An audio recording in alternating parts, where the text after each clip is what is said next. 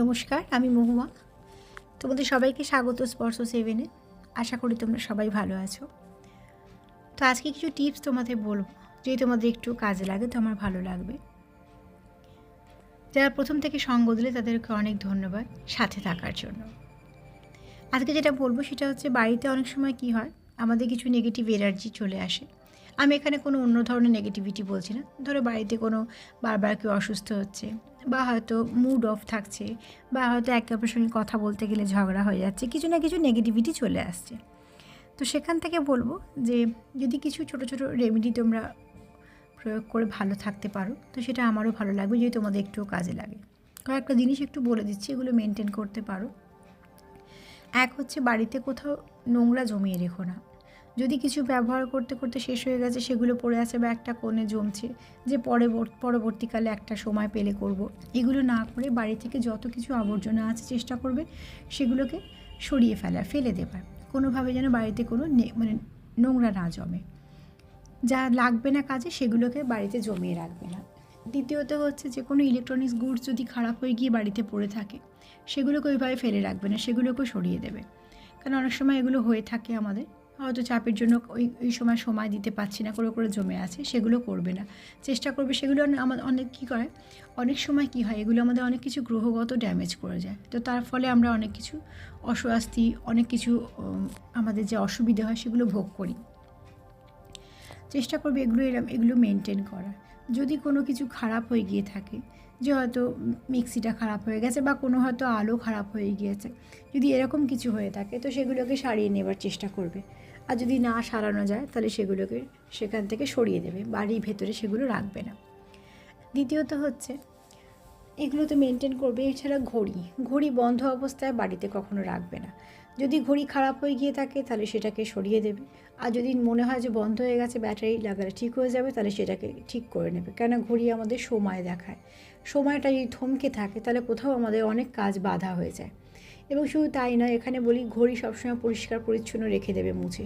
তার উপর অনেক সময় ঝুল পড়ে গেল বা নোংরা পড়ে গেল, এগুলো যেন একদমই না হয়। এগুলো অনেক সময় অনেক কিছু আমাদের ব্যাড এনার্জি দিয়ে দেয়, যেগুলো আমরা বুঝতে পারি না।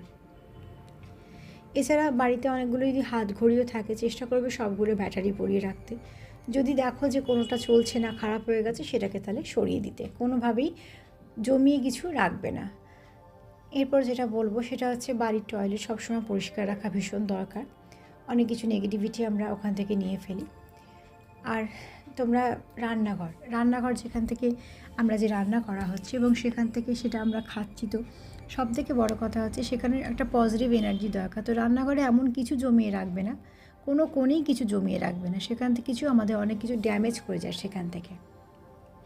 এছাড়া জুতোর জায়গা যখন জুতো রাখবে, একটা জুতোর উপর একটা জুতো বা জুতো উল্টে পড়ে আছে বা হয়তো অনেক পুরনো জুতো কিছু পড়ে আছে, এগুলোকেও একদম চেষ্টা করবে একদম না রাখার।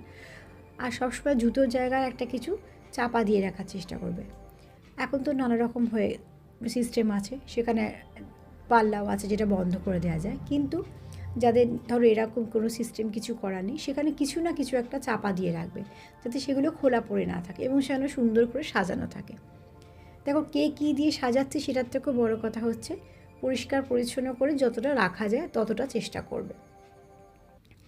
এছাড়া যদি রোজ সন্দক নুন দিয়ে বাড়িটাকে জল দিয়ে মোছা হয়, একটুখানি সন্দক নুন যদি ব্যবহার করো ঘর মোছা জলে দিয়ে, তাহলে সেখান থেকে অনেক কিছু পজিটিভিটি পাবে। আরও একটা বলবো, সন্ধেবেলার দিকে প্রায় দিন যদি রোজ যদি না করতে পারো, 2-3 দিন করে করতেই পারো, তেজপাতা আর কর্পূর, এছাড়া সাদা চন্দন যদি তিনটেকে একসঙ্গে একটুখানি পুড়িয়ে নাও বাড়িতে কোথাও যে কোনো একটা কোণে, তো সেক্ষেত্রে কী হয়, একটা সুন্দর স্মেল যেমন হয়, আবার অনেক নেগেটিভিটি চলে যায়। কেন, তেজপাতাতে অনেক নেগেটিভিটি চলে যায়।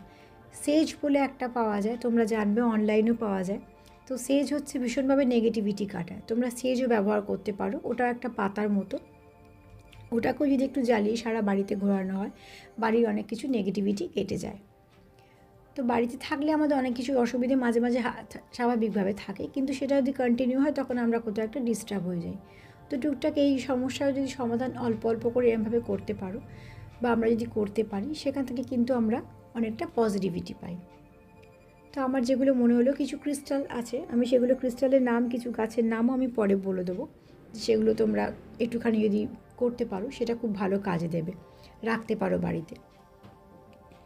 আর যেটা বলে দেবো সেটা হচ্ছে যে সবথেকে বড় কথা হচ্ছে যে যাই বাড়ি আমার যেমন হোক, ছোটো হোক বড় হোক, সেটা একদম কোনো ব্যাপার না, কিন্তু যতটা পারবে চেষ্টা করবে বাড়িটাকে পরিষ্কার রাখার। বিশেষ করে কোনো যেটা হয়ে যায় আমাদের সময়ের অভাবে, অনেক কিছু ফুরিয়ে গেছে তো কৌটোগুলো পড়ে আছে, বা হয়তো অনেক কিছু ফুরিয়ে গেছে সেই প্যাকেটগুলো পড়ে আছে, কোথাও হয়তো যেটা পাল্টানো দরকার এখনও পাল্টানো হয়নি, এগুলো অন্তত মাসে একবার করে চেষ্টা করবে যে যত কিছু নোংরা জমে আছে সেগুলোকে পরিষ্কার করে ফেলা।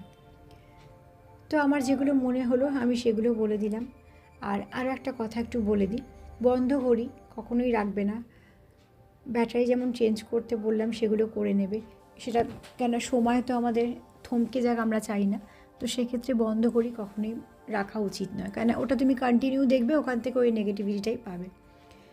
আর এটাও বলবো যে চেষ্টা করবে ঘড়িটা উত্তর দিকে টাঙাতে, ঘড়ি যদি টাঙাতেই হয় উত্তর দিকে বা পূর্ব দিকটা মেনটেন করে চলবে। আর একটা হচ্ছে যে যারা মারা গেছে, যারা খুব আমাদের প্রিয়জন, তাদের ছবিগুলো পারলে তোমরা যদি সম্ভব হয় তো দক্ষিণ দিকের দেওয়ালে রাখার চেষ্টা করবে।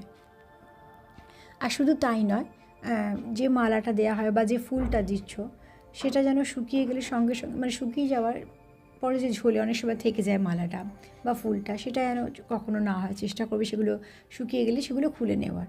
আর ফটোগুলো যেগুলো রাখো, যেগুলো আমরা রাখি বাড়িতে, সেগুলো পরিষ্কার পরিচ্ছন্ন রাখার, কেন তারা তো আমাদের খুব প্রিয়জন, তাদের হাত ধরেই আমাদের চলতে শেখা, তাদের কাছ থেকেই শেখা। তো যে স্থানে তাদেরকে আমরা রাখবো খুব যত্ন করে রাখবো। তারা আজকে আমাদের না কাছে থাকলেও তাদের প্রতি আমাদের কোনো অযত্ন বা কোনোরকম কোনো এমন কিছু আমরা করব না যে যা কোথাও একটা নিজের মনে হবে যে না এটা ঠিক নয়। তো সেখান থেকে বলবো যে অতি অবশ্যই যে ফুল মালাগুলো দেবে শুকিয়ে গেলে চেঞ্জ করে দেবে, আর মুছে পরিষ্কার করে ফটোগুলো রাখবে। চেষ্টা করবে দক্ষিণ দিকের দেয়ালটা সব থেকে বেস্ট রাখার। এছাড়া এবার দেখো প্রত্যেকের বাড়ির এক এক রকমের সিচুয়েশান থাকে, এগুলো যেগুলো সম্ভব তোমরা করো, সেখান থেকে তোমরা কিছু না কিছু পজিটিভিটি পাবে। তো আজকে আমার এই টিপস টোটকাগুলো মনে এলো বলে তোমাদের সঙ্গে শেয়ার করলাম। যদি তোমাদের 1%ও কাজে লাগে তো আমার ভালো লাগবে। আমি এরম আবার কিছু না কিছু তোমাদের সামনে আনবো, কিছু ক্রিস্টাল রাখলে, কি গাছ রাখলে বাড়ির মধ্যে সেটা কতটা ভালো হয় সেগুলো বলবো। কিছু শোপিসও বলে দেবো, তোমরা যদি কিনে রাখতে পারো তো খুবই ভালো। তো আজকে এই পর্যন্তই। আর যারা আমার প্রথম থেকে সঙ্গ দিলে তাদেরকে অনেক ধন্যবাদ। আমার প্রোগ্রাম যদি ভালো লাগে তো প্লিজ লাইক করো, সাবস্ক্রাইব করো, সাথে থেকো। সবাইকে ভালো রাখার সঙ্গে সঙ্গে সেলফ কেয়ার করো, সেটাও ভীষণভাবে দরকার। সবাই ভালো থেকো। আজকে এই পর্যন্তই। নমস্কার।